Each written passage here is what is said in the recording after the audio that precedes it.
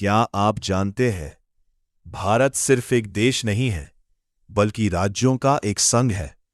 और इस पूरे संघ की नींव रखता है भारतीय संविधान का पहला अनुच्छेद। आज हम समझेंगे भारतीय संविधान के आर्टिकल्स 1 से 4 तक, जो तय करते हैं कि भारत क्या है, उसकी संरचना कैसी है और उसकी सीमाएं कैसे निर्धारित होती है। भारतीय संविधान के आर्टिकल 1 में साफ कहा गया है, India that is Bharat shall be a union of states. इसका मतलब है कि भारत एक यूनियन है, यानी राज्यों का एक ऐसा संघ जिसे एक साथ जोड़ा गया है। यहां यूनियन शब्द बहुत महत्वपूर्ण है, क्योंकि इसका अर्थ यह है कि भारत के राज्यों को अलग होने का अधिकार नहीं है। मतलब, भारत एक ऐसा देश है जहां केंद्र और राज्य दोनों मिलकर काम करते हैं, लेकिन देश की एकता सर्वोपरि रहती है।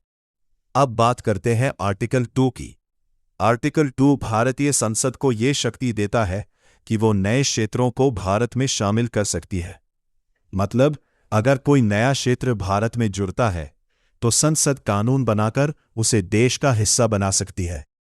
ये अनुच्छेद भारत के विस्तार और विकास को संभव बनाता है। इसके बाद आता है आर्टिकल 3। आर्टिकल 3 संविधान का एक बहुत महत्वपूर्ण अनुच्छेद है।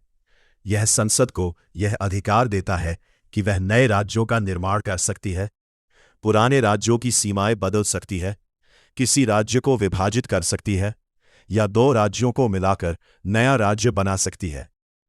लेकिन इसके लिए एक प्रक्रिया होती है। संबंधित राज्य से राय ली जाती है और फिर संसद की मंजूरी के बाद ही बदलाव किया जाता है। इसका मतलब है कि भारत का नक्शा समय के साथ बदल सकता है, लेकिन यह बदलाव संविधान के नियमों के अनुसार ही होता है। अब अंतिम और बहुत खास अनुच्छेद है आर्टिकल 4। आर्टिकल 4 यह कहता है कि आर्टिकल 2 और आर्टिकल 3 के तहत जो भी बदलाव किए जाते हैं उन्हें संविधान संशोधन नहीं माना जाएगा। मतलब, अगर नए राज्य बनाए जाते हैं या सीमाएं बदली जाती है तो उसके लिए संविधान में बड़ी संशोधन प्रक्रिया की जरूरत नहीं होती। इससे संसद को लचीलापन मिलता है और देश की प्रशासनिक व्यवस्था को आसानी से बदला जा सकता है। तो अगर हम सरल शब्दों में समझे, आर्टिकल 1 बताता है कि भारत एक यूनियन ऑफ स्टेट्स है।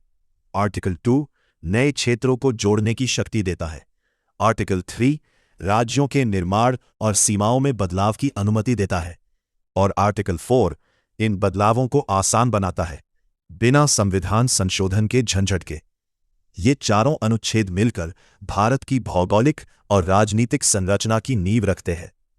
और यही समझ हमें बताती है कि भारत सिर्फ एक देश नहीं, बल्कि एक संगठित व्यवस्था है, जहां हर राज्य एक बड़े राष्ट्र का हिस्सा है। अगले पार्ट में हम संविधान के और भी महत्वपूर्ण अनुच्छेदों को विस्तार से समझेंगे। तब तक के लिए सीखते रहिए और संविधान को समझते रहिए।